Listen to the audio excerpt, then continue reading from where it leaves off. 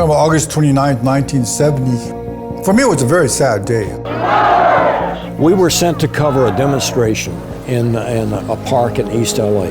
We were sitting on the edge of the park, and this side, the protesters started moving, and all of a sudden, here come all these police line moving this way, and they were moving toward each other. It was a powder keg because the people were just angry over the way they were treated for so many years. And they were moving toward each other, and when they got together, it was a clash.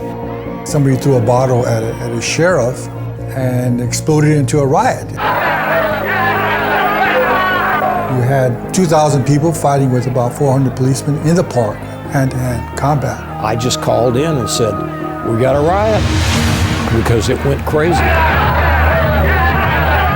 Legendary ABC 7 reporter Al Wyman and his crew shot this incredible footage. When it was over, 3 were dead. Hundreds were arrested, including this man, Dr. David Sanchez. He was the organizer of the protest, who back then was just a young man trying to fight for a better life for Mexican Americans. At the time, we were very ignored. At the time, we were not part of that picture of America, and we wanted to be a part of that picture of America. And so that's why we began the Brown Berets. It was the late 60s. Sanchez started the Brown Berets in a coffee shop in East LA.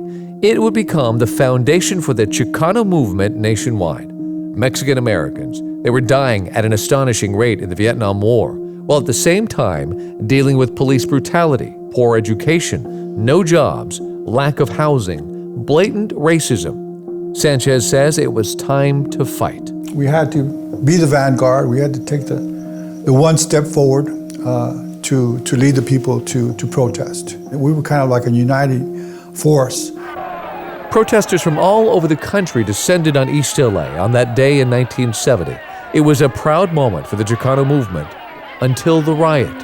Sanchez was standing with LA Times reporter Ruben Salazar when the violence erupted. I told Ruben Salazar to fall back, but instead of falling back, he went into the riot.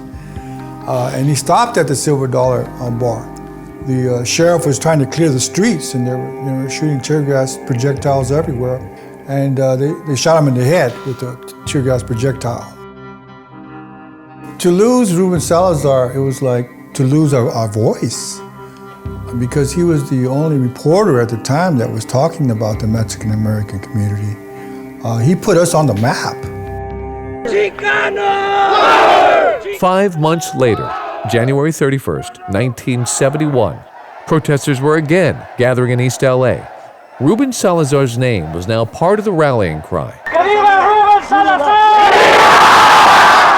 Al Wyman was there as well, talking to the growing crowd. But from your point of view, are you predicting a peaceful demonstration? Yeah, well, it's the best thing for everybody, for it to be peaceful. One of the issues was police brutality and police harassment. They wouldn't let us live in peace. Protesters sending a message about police brutality, and the Los Angeles County Sheriff delivers a notorious response. When they walked something like 4 or 5 blocks down Arizona Street, the sheriff was waiting for them with a firing squad. And when they put one foot on Whittier Boulevard, the sheriff opened fire, and they shot 35 people and killed 1.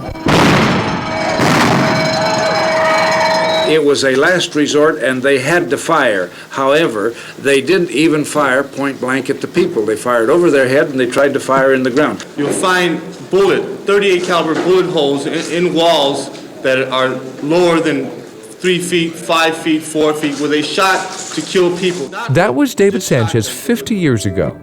He tells me those protests did help expose the need for change, but it's a fight that continues today for Mexican Americans. I think America needs to begin to accept us and realize that we are a very important part of the population, because we will become the largest group. And I think that's why we're getting so much racism, because a lot of people are realizing that the country is changing. The largest minority group, yet their history and struggles are greatly ignored. In fact, so few have even heard about these desperate protests that happen in the heart of LA. For Wyman, seeing the violence in real life changed him. I got to the point where I finally said to the assignment desk, you know what, I've been in so many riots and so many things, I would rather not cover riots anymore. For Sanchez, he's here to remind us as his fight continues. People don't know about that story. I was there, I know about it.